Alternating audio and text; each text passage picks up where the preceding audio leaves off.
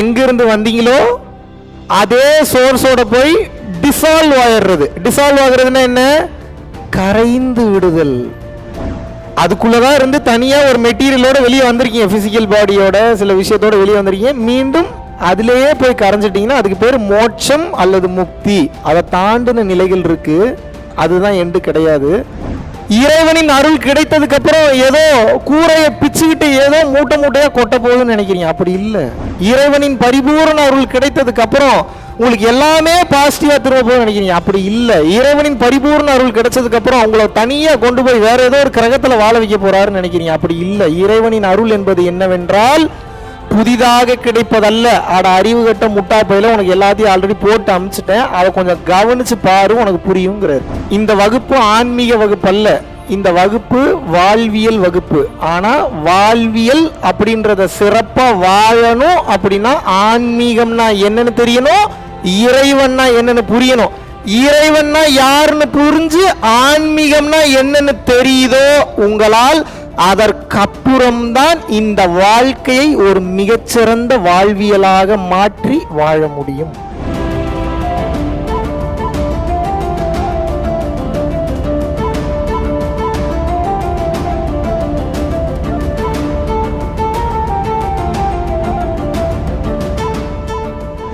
வாழ்க வளமுடன். நான் ஜெகதீஷ் ஆவடியிலேருந்து வந்திருக்கேன். ஆக்சுவலி மகாவிஷ்ணுவோடைய வீடியோஸ் ஒரு 2 வருஷமாக கண்டினியூஸாக வாட்ச் பண்ணிகிட்ருக்கேன். இன்றைக்கி தான் அவரை பார்க்கக்கூடிய பாக்கியம் எனக்கு கிடச்சிருக்கு. ஸோ வேதாத்ரி மகரிஷி எப்படி குண்டலினி யோகா, சிம்பிளிஃபைடு குண்டலினி யோகான்றதை கொடுத்துருக்காரோ, அதே போல் மகாவிஷ்ணு அவர்கள் பரம்பொருள் யோகம்ன்றதை அழகாக வடிவமைச்சு கொடுத்துருக்காரு. இதில் எல்லாரையுமே ஜீவகாருண்ய ஒழுக்கத்தோடு எப்படி நம்ம சமுதாயத்தோடு எல்லாம் வளரணும் வாழணும்னு சொல்லிட்டு சிறப்பான ஒரு நிகழ்ச்சிகளை கொடுத்துட்ருக்காரு. இன்றைக்கி தான் அவரை பார்க்கக்கூடிய இது எனக்கு கிடச்சிருக்கு. ரொம்ப எக்ஸைட்டடாக இருக்குது. எல்லாரும் எல்லா வளமும் நலமும் பெற்று வாழ்க வளமுடன். எங்கிருந்து வந்தீங்களோ அதே சோர்ஸோட போய் டிசால்வ் ஆயிடுறது. டிசால்வ் ஆகுறதுன்னா என்ன? கரைந்து விடுதல். கரைந்து விடுதல்.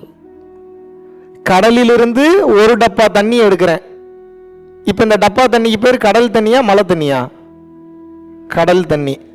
இப்போ நான் இந்த தண்ணி என்ன பண்றேன், இப்போதைக்கு தண்ணியா இருக்கு, மறுபடியும் நான் கடல்லே ஊத்திடுறேன். எங்க போச்சு அந்த தண்ணி?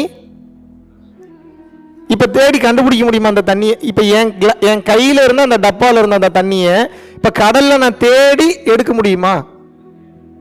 ஏன்? இதுக்கு பேர் தான் முக்தி. இதுக்கு பேர் என்ன? அதுக்குள்ளதான் இருந்து தனியா ஒரு மெட்டீரியலோட வெளியே வந்திருக்கீங்க, பிசிக்கல் பாடியோட சில விஷயத்தோட வெளியே வந்திருக்கீங்க. மீண்டும் அதுலேயே போய் கரைஞ்சிட்டீங்கன்னா அதுக்கு பேர் மோட்சம் அல்லது முக்தி. அதை தாண்டின நிலைகள் இருக்கு, அதுதான் எண்டு கிடையாது. அதை கடந்த நிலையில் ஜீவதுரியம்னு ஒரு நிலை இருக்கு, பரதுரியம், சிவதுரியம், சுத்த சிவதுரியம், சுத்த சிவ துரியாதிதம், துவாதசாந்தம், அருட்பெரும் ஜோதி நிலை. இன்னும் எத்தனை நிலை இருக்கு? முக்தியை கடந்து எத்தனை நிலை இருக்கு? ஒரு 6-7 நிலை இருக்கு. நான் இப்போ அதை சொன்னா கிருகிருன்னு சுத்திடுவீங்க. இப்போ எடுத்தோன்னே அதை சொல்ல வேணாம். மூச்சில் ஆரம்பிச்சு எங்க போயிருச்சு பாருங்க.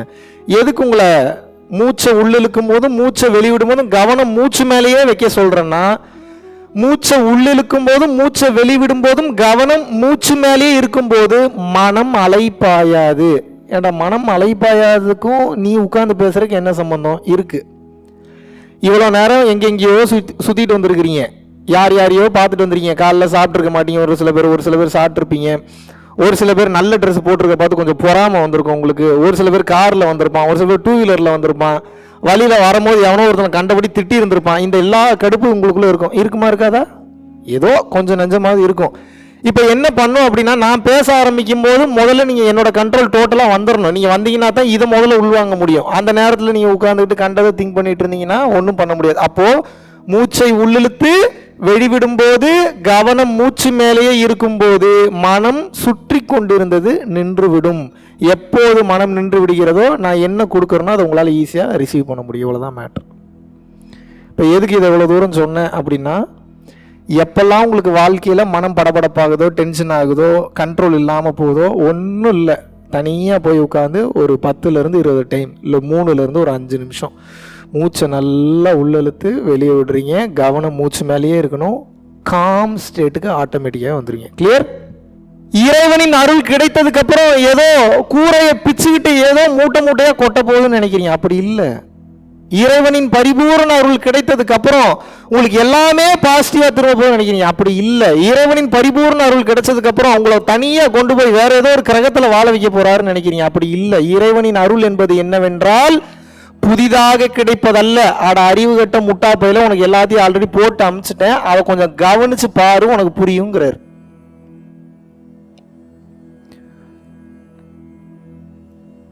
இந்த வகுப்பு ஆன்மீக வகுப்பு அல்ல, இந்த வகுப்பு வாழ்வியல் வகுப்பு.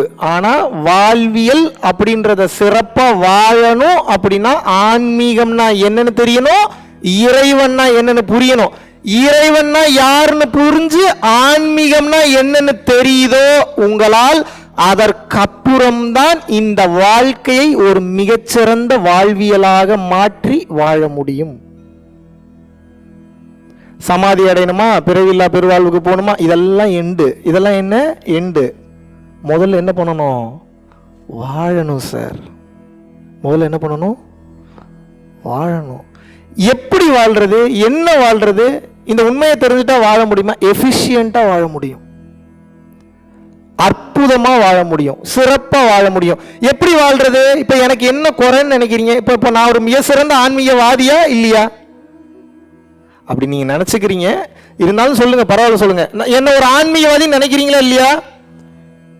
நான் ஒரு ஆன்மீகவாதி தான், அதில் மாற்று கருத்து இல்லை. ஆனால் மிக சிறந்த வாழ்வியலான ஒரு வாழ்வியல் முறையை கையில் எடுத்து இந்த வாழ்க்கையை நான் வாழ்ந்து கொண்டிருக்கிறேன். அப்படின்னா என்ன அர்த்தம்? நார்மலா உங்களுக்கு கார் ஓட்ட தெரியுமா? தெரியும். எனக்கும் கார் ஓட்ட தெரியும். ஆனா நீங்க கார் ஓட்டுனீங்கன்னா வேற மாதிரி ஓட்டுவீங்க, நான் கார் ஓட்டணும்னா வேற மாதிரி ஓட்டுவேன். அது எப்படிப்பா? மேலே உட்காந்துட்டு ஓட்டுவியா, டாப்ல உட்காந்துட்டு? அது அப்படி இல்லை. கார் ஓட்டுனீங்கன்னா நீங்க வேறையா இருப்பீங்க, கார் வேறையா இருக்கும். நான் கார் ஓட்டனா நானும் காரும் ஒன்னா மாறிடுவோம். அப்படின்னு நான் மேஜிக் ஆகி காரோட கரைஞ்சிருவேனான்னு கேட்டால் அப்படி இல்லை. கார் ஓட்ட ஓட்ட ஓட்ட ஓட்ட ஓட்ட ஓட்ட ஓட்ட அந்த காரும் நானும் ஒன்றாகி விடுகிறோம். அப்படின்னா என்ன அர்த்தம்? என் மனம் அந்த காரோடு ஒன்றாக கலந்து கரைந்து விடுகிறது. இவ்வளவுதான் ஆன்மீகம். இதை நீங்க ஒவ்வொன்றுக்குள்ளேயும் அப்ளை பண்ணிக்கலாம். என்ன அர்த்தம் அப்படின்னா என்ன அர்த்தம்? நான் என்ன சொல்ல வரேன்?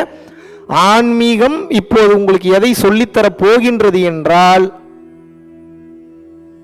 ஒரு வேலையை முழுமையா செய்யறது எப்படின்றத உங்களுக்கு சொல்லி கொடுக்க போகுது. அவ்வளவுதான் மேட்ரு. முழுமையா செய்யணுங்க ஒரு வேலையை, அவ்வளவுதாங்க விஷயம். ஆன்மீகம் வேற ஒண்ணு இல்லை. நீங்க நினைக்கிற மாதிரி ஏதேதோ போய் ஏதேதோ அச்சீவ் பண்ணி ஏதேதோ ஸ்பெஷல் பவர் எல்லாம் போய் எடுத்துட்டு வர்றதுக்கு பேர் ஆன்மீகம் நினைக்கிறீங்க. அதல்ல ஆன்மீகம். ஆன்மீகம் அப்படின்னா என்னன்னு கேட்டீங்க அப்படின்னா, ஒரு வேலையை செய்யும் போது 100% ஈடுபாட்டுடன் செஞ்சீங்கன்னா அதுக்கு பேர் ஆன்மீகம். அது ஏன் அப்படி செய்யணும்?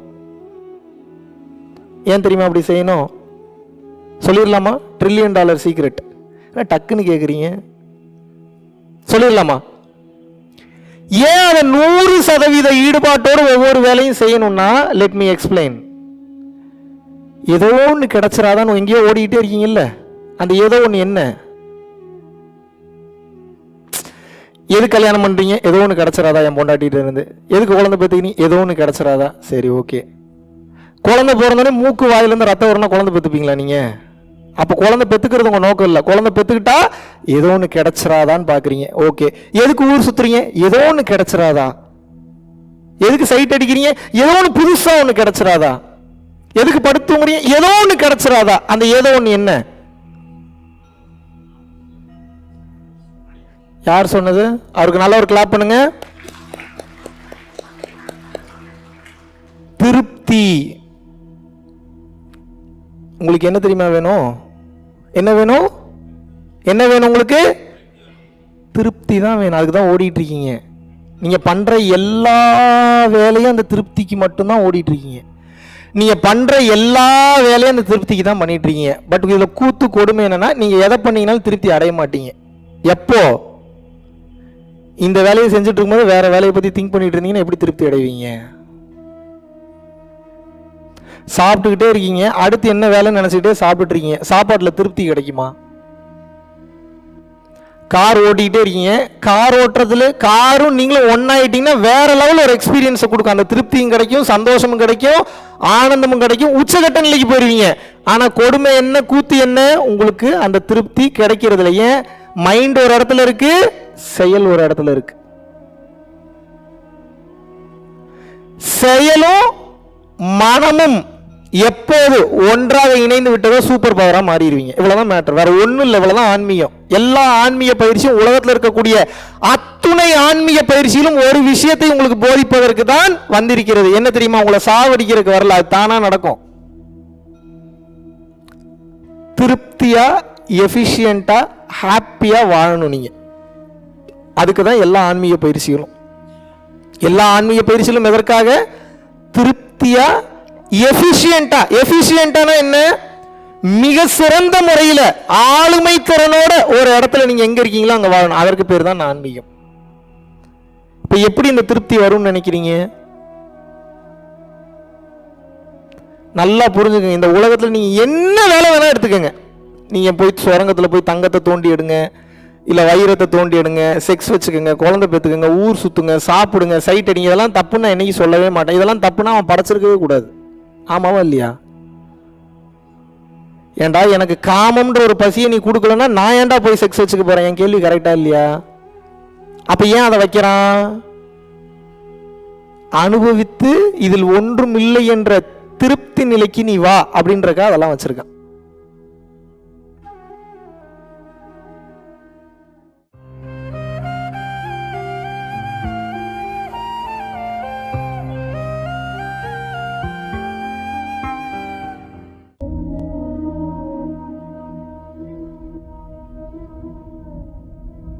பரம்பொருளின் கருணையினால உங்களுடைய இடைவிடாத அன்னதானத்திற்கு நீங்கள் அனுப்பப்பட்ட பணத்தின் மூலியமாக பல லட்சம் உயிர்களுக்கு இது நாள் வரைக்கும் சாப்பாடு கொடுத்துருக்கோம்.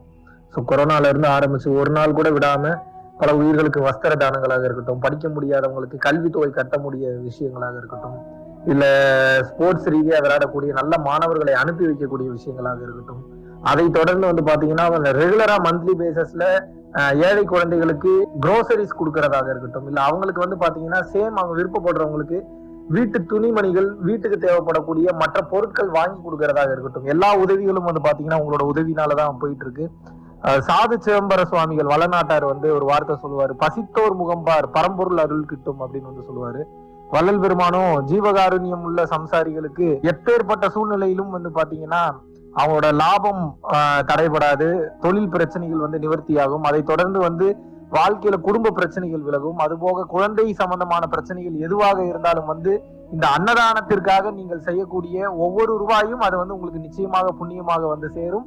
புண்ணியத்தை கடந்த நிலையில் முக்தி பாதைக்கும் அது நிச்சயமாக உங்களை வழி நடத்தும். அதனால விருப்பப்படுறவங்க நம்மளுடைய பரம்பொருள் அறக்கட்டளினுடைய சேரிட்டி ஆக்டிவிட்டிஸ்க்கு தங்களுடைய விருப்பப்படக்கூடிய நன்கொடையை கீழே உள்ள டெஸ்கிரிப்ஷன்ல இருக்கக்கூடிய அக்கௌண்ட் நம்பருக்கு செலுத்தலாம். இதற்குண்டான அந்த அருளை சித்தர்கள் உங்களுக்கும் உங்கள் குடும்பத்தாருக்கும் வழங்க வேண்டுகிறேன். குருவின் பரிபூர்ண அருளாசிகள். குரு கடாட்சம்.